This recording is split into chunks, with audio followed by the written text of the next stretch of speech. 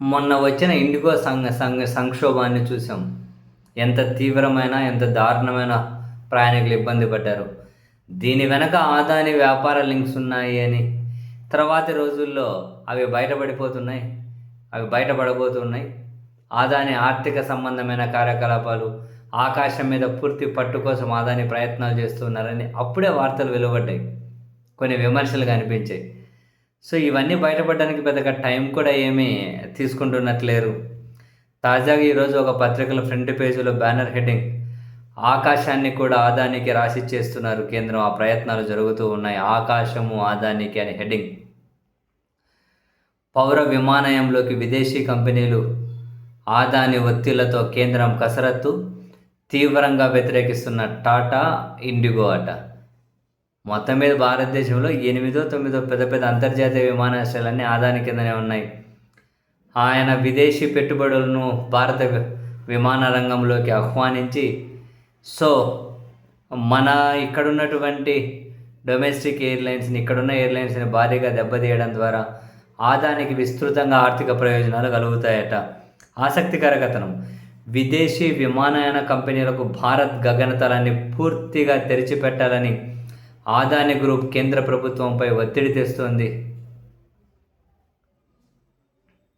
ఇటీవల పలు దేశాలతో భారత్ కుదుర్చుకుంటున్న ద్వైపాక్షిక ఒప్పందాల్లో విదేశీ కంపెనీలకు అనుమతులు ఇవ్వాలని కోరినట్లు ఆంగ్ల మీడియాలో విస్తృతంగా కథనాలు వస్తున్నాయి. ఈ ప్రతిపాదనపై భారత్కు చెందిన 2 అతిపెద్ద ఎయిర్లైన్ సంస్థలైన ఎయిర్ ఇండియా, ఇండిగో తీవ్ర ఆందోళన వ్యక్తం చేస్తున్నాయట. మా సిఫార్సులకు విరుద్ధంగా ఆదాని ప్రతిపాదనలు ఉన్నాయని వాళ్ళు పేర్కొంటున్నారట. విదేశీ ఎయిర్లైన్స్కు భారత్ గగనతలాన్ని పూర్తిగా అందుబాటులోకి తీసుకురావడం వల్ల పశ్చిమ ఆసియాలో భారీ నగదు నిల్వలున్న విమానయాన సంస్థల నుంచి తాము తీవ్రమైన, అన్యాయమైన పోటీని ఎదుర్కోవాల్సి వస్తుందని ఎయిర్ ఇండియా ఆందోళన వ్యక్తం చేసిందట. ముంబాయి నగరాన్ని అంతర్జాతీయ విమానయాన కేంద్రంగా మార్చడానికి విదేశీ విమానాలను విరివిగా అనుమతి ఇవ్వడం ద్వారా సామర్థ్యాన్ని పెంచుకోవచ్చని ఆదాని గ్రూప్ గత నెలలో ప్రభుత్వానికి తెలిపినట్లు ఎకనామిక్ టైమ్స్ నివేదిక పేర్కొందట. 2030 నాటికి టెర్మినల్స్, రన్వేలు, ఎయిర్ క్రాఫ్ట్ హ్యాండ్లింగ్ సౌకర్యాలు, ప్రయాణికుల సౌకర్యాల కోసం దాదాపు 1,00,000 కోట్లు ఖర్చు చేయాలని ఆదాని గ్రూప్ యోచిస్తోందని ఇటీవలనే ఆదాని పేర్కొన్నారట. ప్రయాణికులకు మరిన్ని ప్రత్యామ్నాయాలను అందుబాటులోకి తీసుకురావడం అనేది భారతీయ విమానాశ్రయాలను ప్రపంచ స్థాయి హబ్బులుగా మార్చడంలో కీలకమైన అంశం. ఇది భారతీయ విమానయాన సంస్థలు పోటీకి సిద్ధంగా ఉన్నాయా లేదా అనే దానిపై మాత్రమే ఆధారపడి ఆలోచించకూడదు. అంతర్జాతీయ విమానయ కంపెనీలకు అనుమతి ఇవ్వడం వల్ల విమానాశ్రయ ఆస్తులను వృధా చేయడమే అవుతుంది అని ఆదాని కంపెనీ అధికారి కూడా పేర్కొన్నారట. భారతీయ విమానయాన సంస్థల వినియోగం 80% దాటితే తప్ప విదేశీ క్యారియర్లకు అదనపు విమాన హక్కులు మంజూరు చేయకూడదనే జాతీయ పౌర విమానయాన విధానాన్ని ఉల్లంఘించే విధంగా ఆదాని గ్రూప్ ప్రతిపాదనలు ఉండడం తీవ్ర ఆందోళనకరమని, చాలా విదేశీ విమానయాన కంపెనీలు భారతదేశం నుంచి తీసుకెళ్లే ప్రయాణికులలో 70% కంటే ఎక్కువ మంది ఇతర దేశాలకు వెళ్ళేవారేనని air India CEO Campbell Wilson పేర్కొన్నారట. ఈ క్రమంలో భారతీయ సంస్థల పెట్టుబడులకు విఘాతం కలగకుండా మార్పులు ఉండాలి అని ఆయన ఒక ప్రకటన విడుదల చేశారట.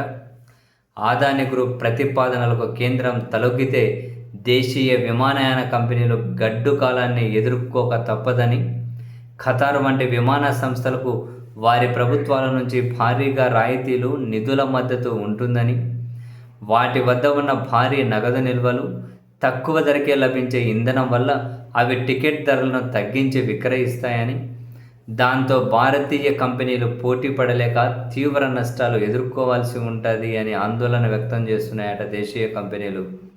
దుబాయ్, అబుదాబి లేదా దోహా వంటి ప్రాంతాల మీదుగా యూరప్, ఉత్తర అమెరికాకు ప్రయాణికులను చేరవేసే గల్ఫ్ దేశాల ఎయిర్లైన్స్కు ప్రయాణికులు ఖచ్చితంగా మళ్ళీపోతారని, దీంతో భారతీయ కంపెనీలు నేరుగా ఇతర దేశాలకు నడిపే విమానాలను ఎవరూ పట్టించుకోరని, ఈ క్రమంలో దేశీయ విమానయాన కంపెనీల వ్యాపారం ఒత్తిడికి గురవుతుందని ఈ ప్రభావం భారత విదేశీ మారకంపై కూడా పడుతుందని, మరోవైపు భారత్ కేవలం ఒక ఫీడల్ మార్కెట్, అంటే ప్రయాణికులకు అందించేది ఒక ఫీడల్ మార్కెట్గా మిగిలిపోయే ప్రమాదం ఉందని, అదానీ గ్రూప్ పెద్ద మొత్తంలో ఆదాయాన్ని ఆర్జించడం కోసం విదేశీ విమాన కంపెనీల కోసం వత్తాసు పలుకుతూ దేశీయ కంపెనీలను నిర్వీర్యం చేసే యోచనలో ఉంది అని విశ్లేషణలు వెలువడుతున్నాయట.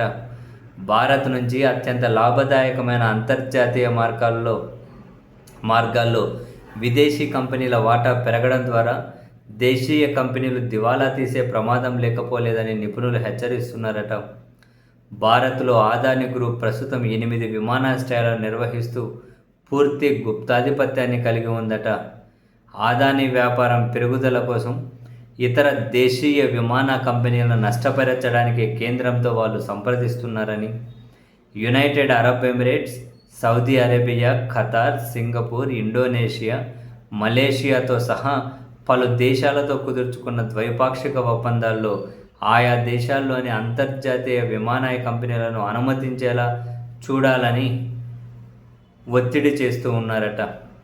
మొత్తం మీద అయితే విమానాశ్రయాల మీద పూర్తి గుప్తాధిపత్యం ఉన్న అదానీ ఆకాశ విమానయానం మీద, మొత్తం మీద ఆకాశం మీద కూడా, భూమి మీద అదానీదే పూర్తి ఆధిపత్యం, ఆకాశం మీద కూడా పూర్తిగా అదానీ ఆధిపత్యం కోసం కేంద్రం అగ్రిమెంట్లు అయితే కుదుర్చుకునే దిశగా ముందుకెళ్తుందట. ఒకసారి అదానీ డిసైడ్ అయితే కేంద్రం కూడా డిసైడ్ కాక తప్పదు. చాలా కన్వీనియంట్గా వాళ్ళు ఏం ముందుకు తీస్తారు, ఇది ప్రజలకు మంచిది, ప్రయాణికులకు మంచిది, విమాన ప్రయాణాలను పెంచవచ్చు, ప్రయాణికుల సంఖ్య పెంచవచ్చు అని చెప్పి డెఫినెట్లీ కన్వీనియంట్గానే ప్రజలు ముందుకు తెస్తారు. బట్ ఇప్పుడు విమానాలు నడుపుతున్న వాళ్ళ పాయింట్ ఏంటి, ప్రభుత్వాల నుంచి మాకు రాయితీలు ఏం దక్కట్లే, కానీ విదేశీ కంపెనీలకు వాళ్ళ ప్రభుత్వాల నుంచి భారీగా రాయితీలు దక్కుతూ ఉన్నాయి. ఇంధనం విషయంలో కూడా మాకు ప్రభుత్వాల నుంచి ఏమీ రాయితీలు దక్కక అప్పులపాలయ్యాం. ఇప్పుడు కనుక విదేశీ కంపెనీలకేమో ప్రభుత్వాల నుంచి రాయితీలు, ఇంధనం వాళ్ళకు తక్కువ దొరుకుతుంది. సో ఎవ్రీథింగ్ వాళ్ళ కంట్రోల్లోనే వెళ్తే మేము ఇక దివాలా తీయడం తప్ప వేరే మార్గం లేదు అన్నది ఈ స్వదేశీ కంపెనీల అంటే వాళ్ళ బాధ. మరి చూడాలి, విదేశీ కంపెనీలను దేశీయ విమానయాన రంగంలో కనుక పూర్తిగా వాళ్ళ పెట్టుబడులకు దారులు కనుక తెరిచేస్తే ఇందులో కూడా అదానీదే తిరుగులేని ఆధిపత్యం కాబోతుంది అని. మొత్తం విమానాశ్రయాల మీద వాళ్ళదే పూర్తిగా గుప్తాధిపత్యం.